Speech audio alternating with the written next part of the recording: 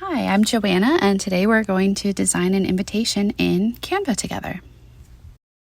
All right, first thing I'm going to do is search in the templates here to see if we need to reinvent the wheel. I'm going to look up owl invitation because I know that's what I want, and I kind of have in mind what I want it to look like. None of this is really fitting the bill, but it's giving me an idea of what kinds of owl graphics the program has. That none of this is really looking like quite what we want, but I might get some ideas. So here it says, guess who will miss you? And I actually like that. So we're going to come up here to create a new project. I'm going to type in invitation. They have a virtual invitation option, but I'm just going for the 5x7 portrait because I might want to print it. Most likely I'll be texting it to our friends, but in case I want to print it. Now I know I could get easily overwhelmed by just searching for an owl graphic. So over here in the elements on the left, I'm going to search cute watercolor owl because I know that's kind of the style that I'm looking for. And then I opened up the graphics to specifically look at the graphics versus photos or videos. This guy is almost exactly what I have in mind. He is so cute and he's waving, and I feel like having him on the side like, hey, it's a birthday is going to be really cute. So let me look. I do want something else going on owl-wise. Ooh, shiny object syndrome here. This little guy does not match the other one, but he is really cute. So I'm going to just plant him in the bottom in case I decide to go back and use him. This little girl owl. Now this is what we're looking for. That little hairbow is precious. And it is my daughter's birthday. So I'm going to resize her to kind of get her the same scale as the other guy. I use the guidelines to show me that now she is the same size. And we're going to kind of reposition them a little bit, even though I'm not quite sure what I want this to look like yet. We'll just move that cute little white owl out of the way. I do sometimes get graphic FOMO, so I'm kind of scrolling a little bit, but I think I'm happy with what we have here. So now we're just going to start adding our text. I add a text box, and I know I want it to say, guess who is turning 4. So I'm just going to type that in. Obviously it does not look cute right now, but I know I'm going to want that up at the top of the screen. And let's start looking at what our font options are. That is actually pretty cute. I kind of like that, but I am going to want the 4 in a different font. I think I want that to stand out a little bit, so I'm going to remove that and create a new text box with the 4. I do want those lines a little closer together. I can't see what I'm doing here because it was underneath the window, but there we go. Now the 2 lines are closer together, so they kind of look like more of a cohesive element. Now I have my little 4. I'm going to get that bigger because I want it to stand out. These kids are always excited about the birthday that they're turning. I do want that 4 a little bit cuter though, so I'm going to come over here and play with my fonts for the 4. And I want it big. I want it to be a main feature of the invitation, since it's guess who is turning 4. Super cute. I'm just going to kind of fiddle with these guys. Still not sure where they're going to be. And we're going to say goodbye to that cute little owl. I'm pretty happy with how the little brown owls are doing. I do want to bring these 2 owls together though, and I think I'm going to do that by having them sit on a little branch. I like this one. It's kind of dark though, so let me try this one under here. It's more of the same browns, and we'll see if we can get them perched on there next to each other. Resize it, bring it up. I'm not liking how that's going though, so let's go back to this original branch. Actually, the contrast with that dark brown is kind of cute too, so I'm gonna first of all make this a little bigger so it's the right size for them to be sitting on, and then kind of position it there, the little leaves. And now I'm going to move the owls to the branch and bring them to the front so that we can see their cute little feet perched on the branch there. Bring our little girl down and boop, bring to front. And you can see a little bit of that green leaf behind her. Kind of funny, but I'm not going to worry about that right now. Another thing I like to do when I'm making an invitation is I feel like black is kind of stark for text. So I will pull a color from the photos or the elements in my invitation, which I'm doing over here on the left, to make sure that it's cohesive. And I think that having that 4 be pink like that is really cute. I do want to try to find a cuter font, as you can see, for that number 4. I don't really like that script. It's tough because you can't really tell what numerals are going to look like from the samples. That's a little on the scripty side. Let's see what we can find here. I don't like that. I like my original one better. We might just stick with that. I don't know about that script. It's a little fancy for a 4-year-old. Let's see. That is actually very cute. I think we're going to keep that one. All right, so now we have the main elements for the theme here, and I'm just going to kind of fiddle around with shifting things, moving things, seeing how I like it.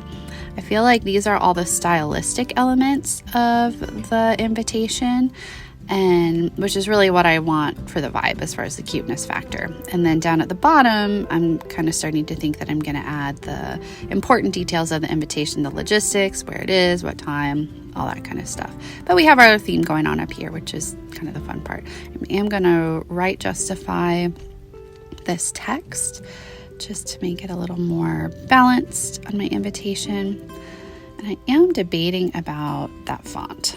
Let's see if we can find something a little more cutesy. That's a little too scripty, a little too tough to read, which with it being more of a design and a theme element, it doesn't have to be super easy to read, but that's not really a screaming cute 4-year-old birthday party to me. So let's see what we got here.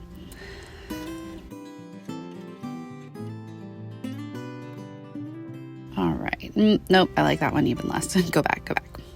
Okay, I'm looking for like a cute script that's easy to read.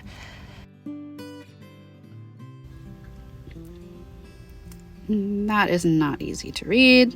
That's a little bit weird. I don't like the angle with my little upright owls. I think it looks a little funky. Let's try that. Is actually pretty cute. So we're gonna make it a little bigger. And I want to move those lines closer together, but I want to be able to see what I'm doing. So let me bring this down here for a second so I can see. And I'm going to bring those lines closer together just so that that looks like its own element, the little text box. There we go. Oh, I think that's cute. It's not super easy to read, but it's more there for design and fun than important legibility. So here we go. This is super cute. Now I'm going to start adding my text for the party invitation.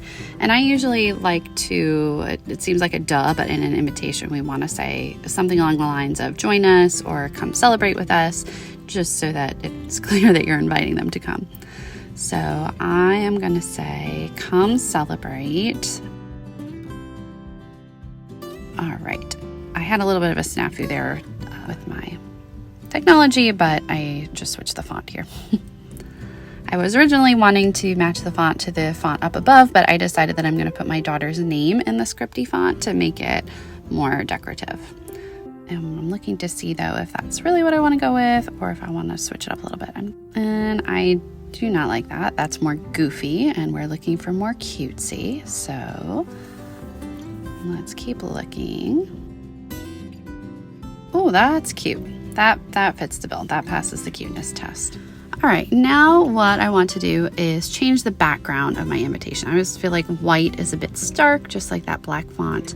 And I want something just a little off-white, but I want it to match the color of my little owl pictures. So I took a shade that was in the pictures, and now I'm just moving it to the lighter side there. And I like that, just a nice creamy background, a little more unobtrusive than that stark white. Now I want to add my daughter's name, and I know I want to use that font, so I'm just copy pasting and then editing the text. So we're going to say, come celebrate Amanda's. Just going to move these text boxes around a little bit, kind of play with their formatting, play with their positioning, trying to balance it with my other graphics. And I did realize I forgot to change the color on this come celebrate text from black to that dark brown. So I just fixed that. Now I know I want to use the same font once again for birthday at the bottom here. And so I just did a little copy paste to save the formatting. And now I'm just editing it and putting it here. Now I need to add the logistical details of the event so that people know when and where it will be. So I'm duplicating that text because I know I want the same font, and that way I can just delete and write in my details. And we're going to say Friday, August 9th, 2025. I'm not sure August 9th is a Friday, but I'm not worried about that right now for the sake of this tutorial.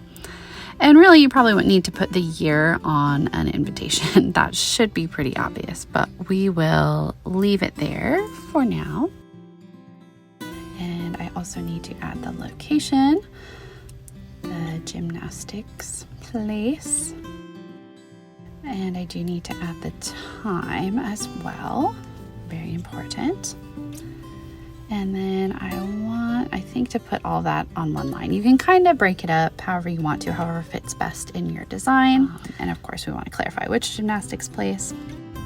You can mix up which lines your different facts are on depending what fits best on your invitation. But this is kind of what I'm going to start with, and then I will tweak it as necessary because I'm not super loving how that looks right now. And the good news is, as long as you can read it, it doesn't matter if it's quite small because people will go looking for that information. And now I'm just going to play around some more with my formatting of everything. Now that I have all of my design components in place, all of my necessary information, I just want to try moving some things around. And it's not going to be perfect. I could way overthink this and spend lots of time moving things around. But part of the point of doing this invitation this way is to save time and money and just quickly get out a cute invitation that matches the theme that I can just text out to family and friends without having to spend a lot of money or a lot of time. I did decide I like the event details centered in the bottom there, and now I'm going to try to tweak this a little bit. I moved some things up, but I might move them back down again. I like how that's looking a little better. Tried moving them up, but I kind of like feeling like things are a little more central on the invitation. There we go. I am really liking how this is coming together. I think my little owls ended up on the wrong place on the branch at one point, so now I'm just gonna move them back to where I want them. Very cute.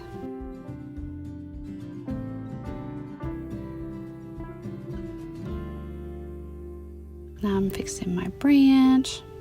All right, now it did occur to me that I think this would look really cute if we added a little border around the side just to kind of define the space a little more, for lack of a better way of putting it.